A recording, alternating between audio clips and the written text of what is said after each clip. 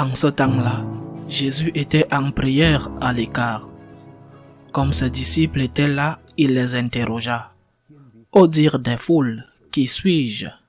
Ils répondirent, Jean le Baptiste, mais pour d'autres Élie, et pour d'autres un prophète d'autrefois qui serait ressuscité. Jésus leur demanda, et vous, que dites-vous? Pour vous, qui suis-je? Alors Pierre prit la parole et dit, le Christ, le Messie de Dieu. Mais Jésus, avec autorité, leur défendit vivement de le dire à personne et déclara, il faut que le Fils de l'homme souffre beaucoup, qu'il soit rejeté par les anciens, les grands prêtres et les scribes, qu'il soit tué et que le troisième jour il ressuscite. Acclamons la parole de Dieu.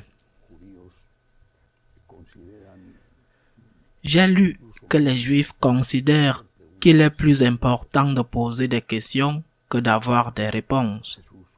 Eh bien, Jésus, en tant que Juif, posait des questions. Cette fois-ci, dans cet évangile, l'une d'entre elles apparaît. Il demande à ses apôtres, « Qui dit-on que je suis ?» Et je pense que nous devons aussi nous poser des questions. C'est intéressant de les poser. Par exemple, pourquoi ont-ils tué le Christ? Le Seigneur dans l'évangile d'aujourd'hui, après ce questionnaire, après cette enquête, leur dit que le Fils de l'homme doit beaucoup souffrir, être rejeté par les anciens, être exécuté, ressuscité le troisième jour. Pourquoi? Parce que ce n'est pas normal.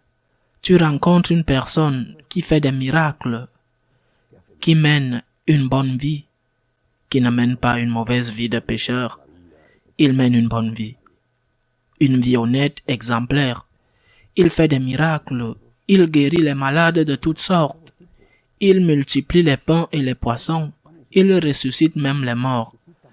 Cet homme est fantastique. Indépendamment de la foi que l'on a en sa divinité, cet homme est extraordinaire. Quelqu'un qui fait des miracles, guérit les malades et ressuscite les morts, cet homme est extraordinaire. Pourquoi le tuer? Il est nécessaire de se poser la question, pourquoi ont-ils tué Jésus? Bien sûr, il y a une première réponse, et je pense qu'elle est valable. Mais comme toujours, elle n'épuise peut-être pas toutes les réponses possibles à la question. La première réponse est qu'il se proclame Dieu, et c'était un blasphème devant les Juifs, c'est vrai. Puis vient le jugement final devant Caïphe, c'est la question qui se pose. Le Christ va à l'encontre de la tradition, à l'encontre de la théologie juive, en se proclamant le Fils du Dieu vivant, c'est vrai. Rien que pour ça, l'un des livres les plus inquiétants que j'ai lus est Le Grand Inquisiteur de Dostoïevski, qui fait partie des frères Karamazov, mais qui est presque un livre à part. Le Grand Inquisiteur est un livre inquiétant. Situé dans la Séville du XXe siècle, Jésus-Christ réapparaît sur terre et le Grand Inquisiteur ordonne de le crucifier, de le tuer à nouveau. Pourquoi? L'argument de Dostoïevski concerne la liberté. Il considère la liberté comme quelque chose de dangereux pour la scripture. Bien sûr, ce n'est pas que Jésus-Christ apporte une liberté destructrice.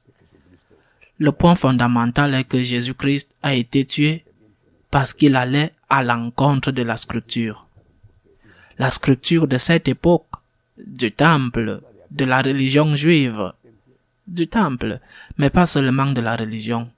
Et c'est ce que les grands prêtres ont dit lorsqu'ils avaient décidé de mettre Jésus à mort lors du procès, lorsque Caïphe a dit qu'il valait mieux qu'un seul meure pour sauver le peuple. Si nous n'arrêtons pas cela, les Romains viendront et détruiront le temple, comme cela s'est produit 40 ans plus tard. La scripture. Jésus-Christ mettait en danger la scripture, mais pas parce qu'il prêchait et pratiquait le libertinage, rien de plus contraire à notre Seigneur que cela, ou pas parce qu'il a prêché et pratiqué l'amour, Parce que l'amour que Jésus a prêché n'est pas l'amour que beaucoup comprennent aujourd'hui, qui est vraiment le contraire du véritable amour. Mais oui, c'était contre la Scripture. Alors nous devons nous demander, pourquoi persécute-t-il Jésus-Christ de l'extérieur de l'Église et de l'intérieur de l'Église? Pourquoi le persécute-t-il? Parce qu'il va contre la Scripture. Quelle est la Scripture? Le nouvel ordre mondial. Comment persécute-t-il Jésus-Christ? Pourquoi les chrétiens sont-ils le groupe religieux le plus persécuté au monde? Pourquoi la christianophobie? Pourquoi? Et pourquoi certains chrétiens et pas d'autres sont persécutés? Parce que nous sommes contre la Scripture du nouvel ordre mondial. Et pourquoi sommes-nous contre la Scripture? Parce que nous n'acceptons pas l'avortement.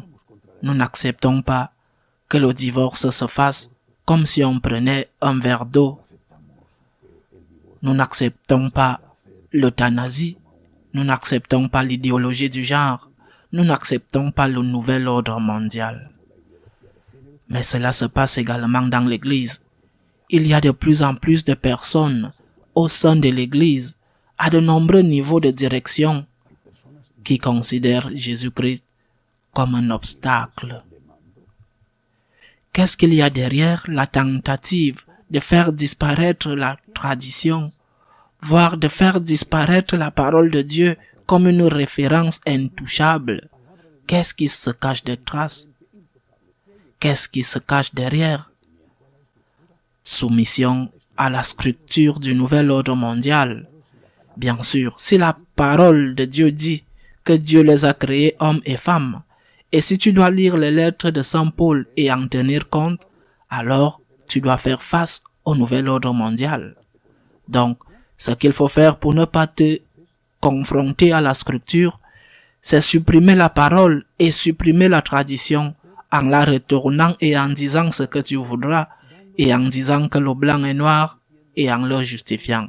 Mais en réalité, tu te soumets à la Scripture. C'est ce qui se passe.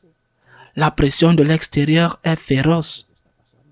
On parle déjà par exemple en Espagne qu'ils vont demander 1 an de prison pour quiconque ose se tenir devant une clinique d'avortement en priant simplement le chapelet. Eux, ils peuvent effectuer des escraches, du harcèlement et rien ne se passe.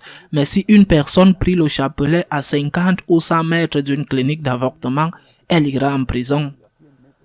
Elle affronte la Scripture. C'est pourquoi la question de Jésus nous est posée. Qui dis-tu que je suis? Et Pierre répond, tu es le Messie, le Fils de Dieu vivant. Et nous devons répondre de la même manière, tu es Dieu.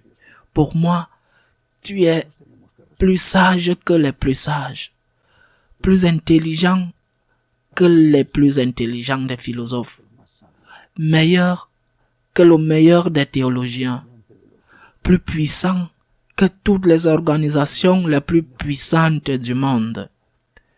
Tu es Dieu. Tes paroles, Seigneur, ne passeront pas. Tu es Dieu. Et je t'accepte comme Dieu. Et je ne veux pas que tu t'adaptes à moi, mais je dois m'adapter à toi. Je te remercie pour ta lumière, que je ne veux pas qu'elle s'éteigne. Je te remercie pour ta force qui m'aide à marcher après cette lumière. Et je te remercie pour ta miséricorde qui me relève quand je tombe en chemin. Seigneur, tu es Dieu. Tu es pour moi. Tu l'es pour moi. Et tu l'es peu importe ce que je pense. Seigneur, tu es Dieu. C'est ce que je dis. Et si cela me fait lutter contre le nouvel inquisiteur qui nous exige à nous soumettre à la structure du monde, alors je demande ton aide, Seigneur, pour payer le prix que ceux qui m'ont précédé ont payé, qui est le prix du martyre, dans les nombreuses manières dont ce martyre est appliqué. Seigneur, tu es Dieu. Et je te suis très reconnaissant d'avoir pu te reconnaître. Je te suis reconnaissant parce que je te reconnais. Parce que toi, Seigneur, tu n'es pas seulement le sauveur du monde, mais mon sauveur. Ainsi soit-il.